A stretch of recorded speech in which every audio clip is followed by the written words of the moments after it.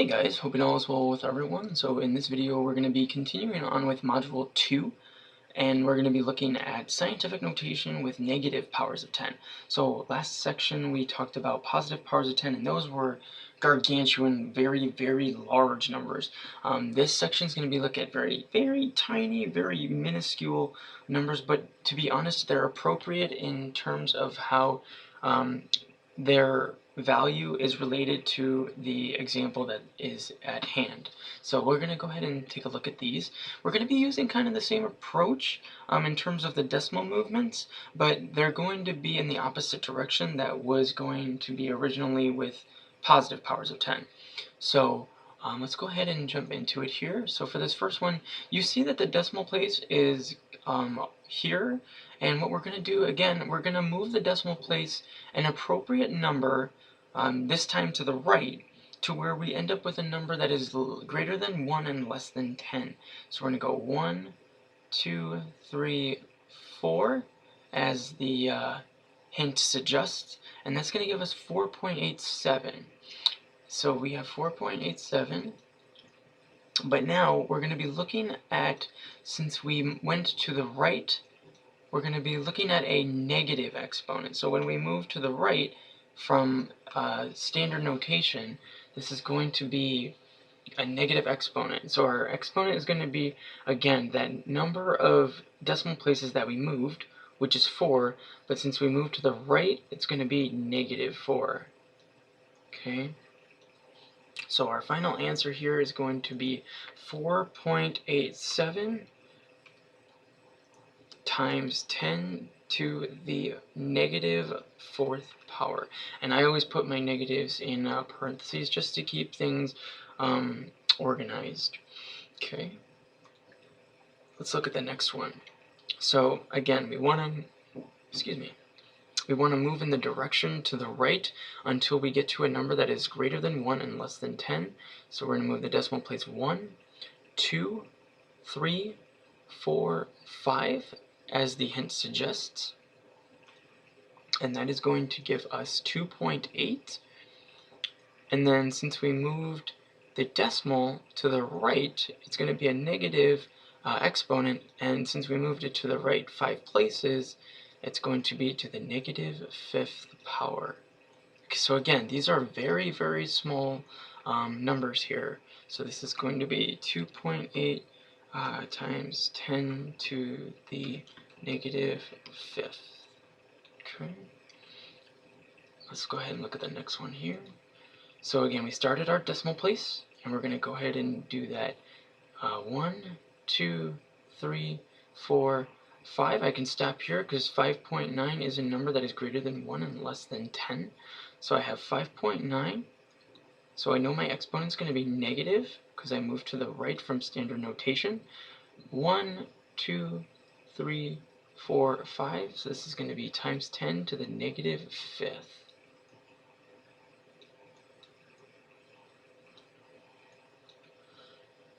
Okay.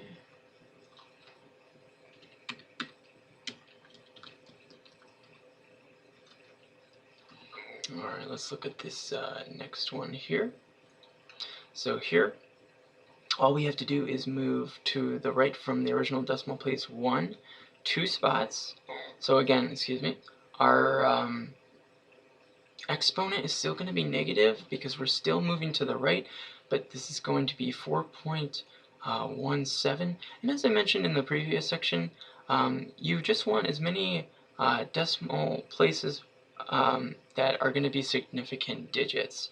So this is then going to be times 10, and we moved 2 places to the right, so this is going to be negative 2. So 4.17 times 10 to the negative 2.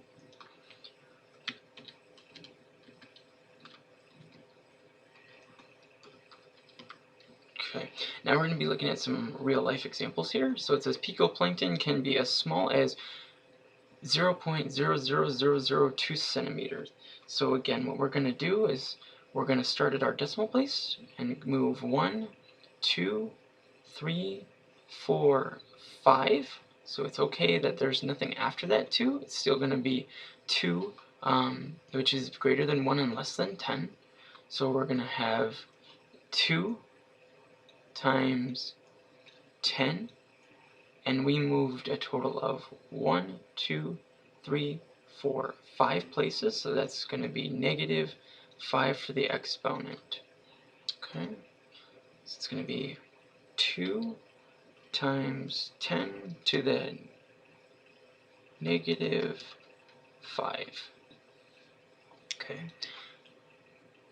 This is actually kind of a cool fact, or kind of an interesting one. The average mass of a grain of sand on a beach is about 0.000015 grams. That's extremely, extremely light. But here we go. Starting from the decimal place, 1, 2, 3, 4, 5. So we're going to go to 1.5 there. So that's going to give us 1.5. And we moved the decimal place. And again, we're going to multiply that by 10 to the power 1, 2, 3, 4, 5. That was going to the 5th power a lot here. So the negative 5th. Okay. And then our answer is going to be 1.5 times 10 to the negative 5. Okay. So that's going to be putting standard notation into scientific notation of very small numbers here. So now what we're going to do is we're going to do the opposite. We're going to take the scientific notation, and we're going to put the number in standard notation. So we're going to see a lot of zeros here. So just kind of the opposite that we would do with the conversion of standard notation to scientific notation. What we're going to do is we're going to say this is 2 times 10 to the negative 5th, so we can say that the decimal place is right here. And then what we're going to do is we're going to move the decimal place to the left 5 times as the hint suggests. So 1, 2, 3, 4, 5, and as I kind of mentioned, you can put a 0 where each little kind of dip is. It's like between a decimal place. So we're going to have this decimal here. So our final answer is going to be 0.00002. And you can check that answer again by moving the decimal place 1, 2, 3, 4, 5, and that would be to the negative 5th power, so that is our answer there. Okay.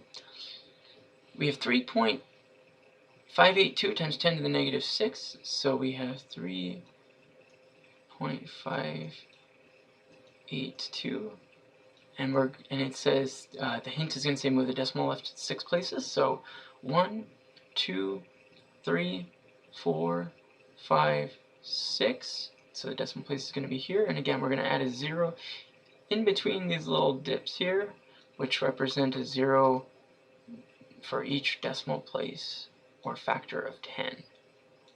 So this is going to be 0.000003582. Okay, and again we can check that answer by moving to the right 6 places, 1, 2, 3, 4, 5, 6, and again we get 3.582 times 10 to that negative 6 because we moved to the right. Okay, let's look at the next one here. 8.3 times 10 to the negative 4, so we have 8.3, and we're going to go to the left 4 places because that's going to be our exponent, telling us how many decimals we need to move.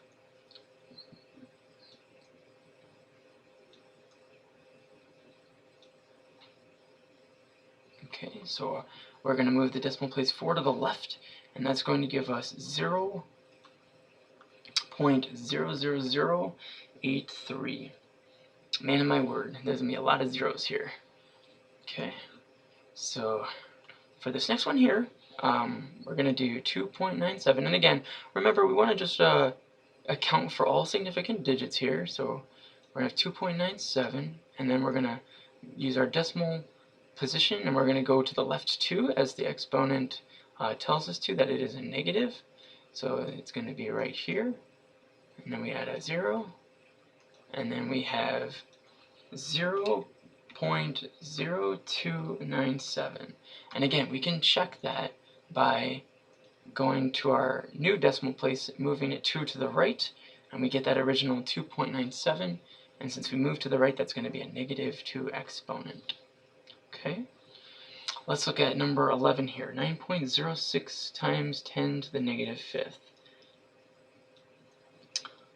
Now, there are some rules with significant digits that I kind of just want to mention really quick. If there is pretty much all non-zeros are significant digits. That's one of the rules with significant figures. The other one is if there's a zero between two significant digits, that zero is significant. So just to kind of highlight some of the rules there when we write out these expanded and scientific notation forms. So we're going to go to the left 5. So 1, 2, 3, 4, 5. 0. Okay. So our final answer here is going to be 0.0000906. And remember, it's always a good idea to check to make sure you moved the right amount of decimal places and that your exponent justifies that new decimal place. So we moved to the left 5 because of that negative 5 exponent. So if we move to the right, 1, 2, 3, 4, 5, that would definitely give us 9.06 originally. For here we have 4 times 10 to the negative fifth, so we're just going to imagine that this is just 4, and then the decimal is after that 4. And then we're going to go to the left, 1, 2, 3, 4, 5. We have 0, 0, 0, 0. So our final answer here is going to be 0.00004. And again, we can check our answer by just recounting the number of decimal places back to the original number, and it would indeed be 5. And since we moved to the right, it would be negative 5 as an exponent. Okay, so let's look at some applications of real-world problems. So it says the average length of a dust mite is approximately 0.0001 meter. Write this in scientific notation. So this one, what we want to do is write out the number here. Oops.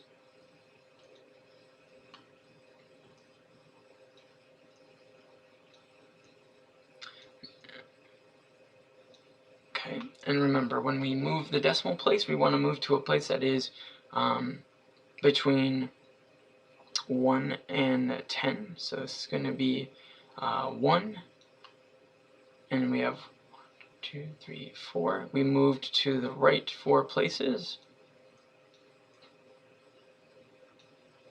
So this is going to be 1 times 10 to the negative 4.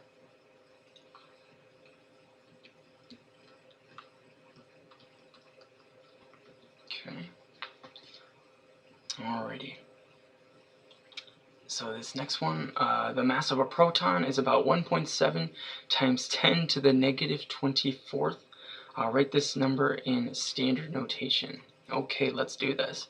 So I'm going to start over here because we're going to be moving a lot of decimal places to the left. So 1.7, here we go. We're going to move 24 to the left.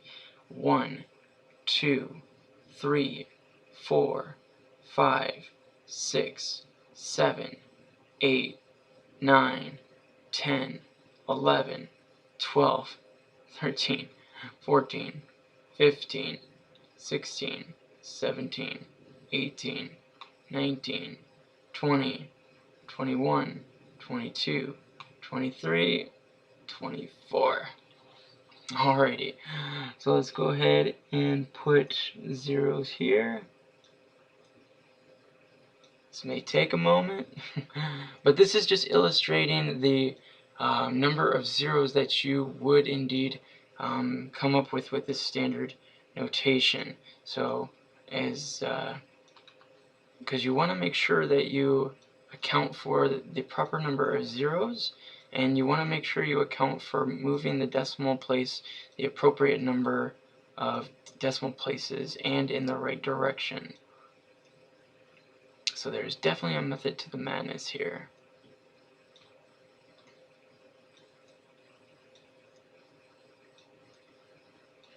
Okay, so here we go. Our answer in standard notation is going to be 0.0000000000000000017. I'll go ahead and put this here. So now we want to make sure that if we move 1, 2, 3, 4, 5, 6, 7, 8, 9, 10, 11, 12, 13, 14, 15, 16, 17, 18, 19, 20, 21, 22, 23, 24. So this is going to be our answer here in standard notation. Okay. So let's look at our essential checking question here. It says, describe how to write 0.0000672 in scientific notation. So starting from the decimal point,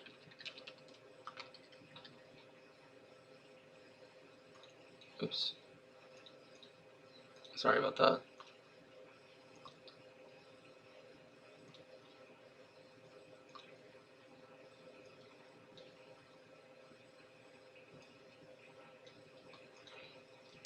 So starting from the decimal point, we will move the appropriate number of decimal places or factors or powers of 10 necessary to make the new decimal value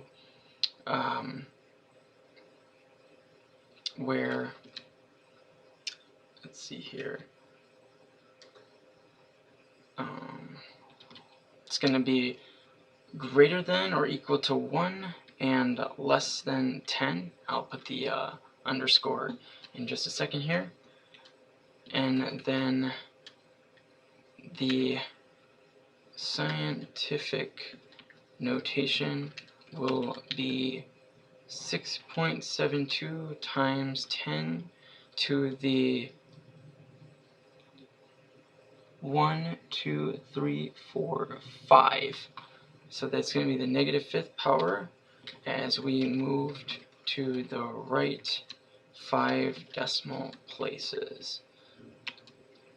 Okay. And this can be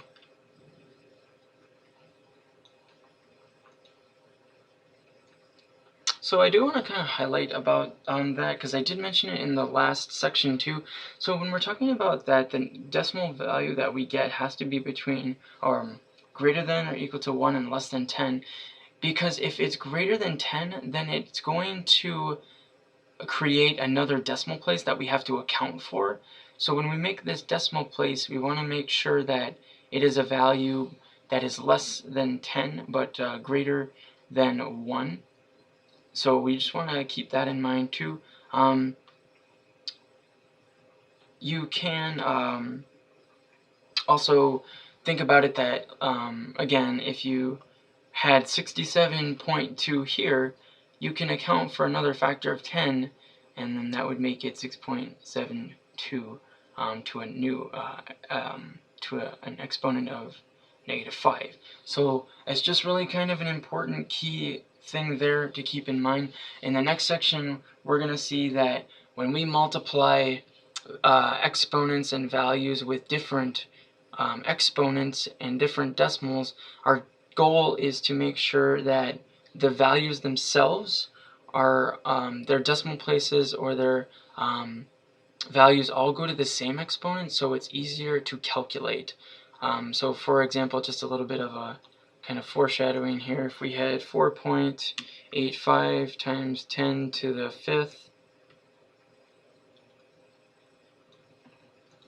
plus 2.25 times 10 to the 4th plus 3.35 times 10 to the 5th, what we want to do here is we want to express this middle number as 0.225. So we'll move the decimal place over to the left 1. And the reason for that is now that this becomes 0.225 times 10 to the 5th power. So now all these exponents are to the same power, which makes adding the coefficients much more easier. So we would just have to add up the decimal numbers, not the coefficients, sorry, the decimals themselves, and then they all go to the power of 10 to the 5th power, so that would mean that the addition there is easy, and then the 5th power would stay the same. But that was just kind of a foreshadowing of the next section. But if you guys have any questions or any requests or concerns about any of these problems, please don't hesitate to message me. But I hope this helps you guys out. Please take good care of yourselves, and thank you so much for watching. Bye.